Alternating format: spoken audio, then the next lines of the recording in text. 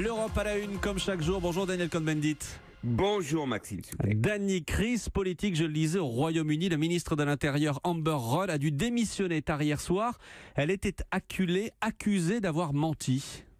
Oui, exactement. En fait, dans tous les débats qu'il y a eu sur l'immigration, il y a eu un débat à l'Assemblée, au Parlement britannique. Et là, la ministre a dit, quand l'opposition lui demandait, il n'y a pas de politique de chiffres, ce n'est pas vrai. Il y a une politique de reconduite, mais pas une politique de chiffres. Et là-dessus, une semaine plus tard, le Guardian sort une lettre de Madame Rudd qui écrit à la Première ministre en janvier 2017, Madame May, elle lui écrit, nous allons augmenter le chiffre de reconduite à la frontière de 10%. Donc, il y a une politique de chiffres, elle n'a pas pu se maintenir et donc, elle a démissionné. Il y a bien des quotas pour les reconduites à la frontière. Dany, ça c'est une partie de l'explication qui amène à la démission de la ministre, mais il y a autre chose, il y a ce qu'on appelle l'affaire Windrush.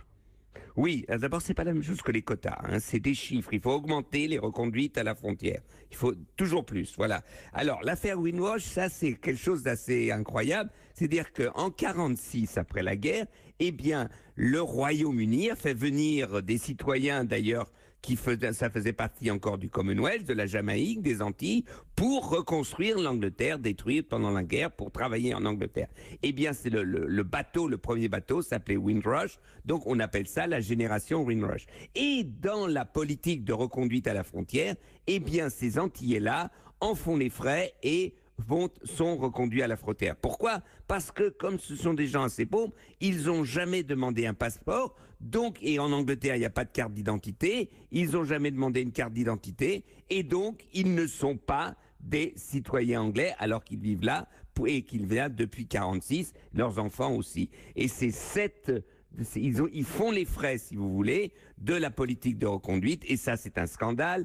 La ministre de l'Intérieur s'est excusée, Madame May s'est excusée, car évidemment, pour les Anglais, ils font partie de l'Angleterre. Dany, en préparant notre échange, vous m'avez dit tout à l'heure que ce qui se passe au Royaume-Uni pouvait servir d'avertissement à notre ministre de l'Intérieur, Gérard Collomb. Pourquoi ? Parce que quand on dit toujours qu'on va reconduire de plus en plus de gens, c'est ce qu'on appelle une politique du chiffre, c'est-à-dire on dit aux policiers, on dit aux services, reconduisez, et dans cette dynamique-là, il y a des pièges, il y a des situations où on fait n'importe quoi pour justement assumer le chiffre. Donc je dis, et Monsieur Collomb devrait voir ce qui s'est passé justement en Angleterre pour dire une politique comme ça de reconduite à la frontière qui ne peut pas se faire n'importe comment est dangereuse humainement, démocratiquement, et ça peut arriver à des scandales comme ils viennent d'arriver en Angleterre. À l'Europe à la une et le Royaume-Uni à la une. Merci Dany, à demain. À demain Maxime, ciao ciao.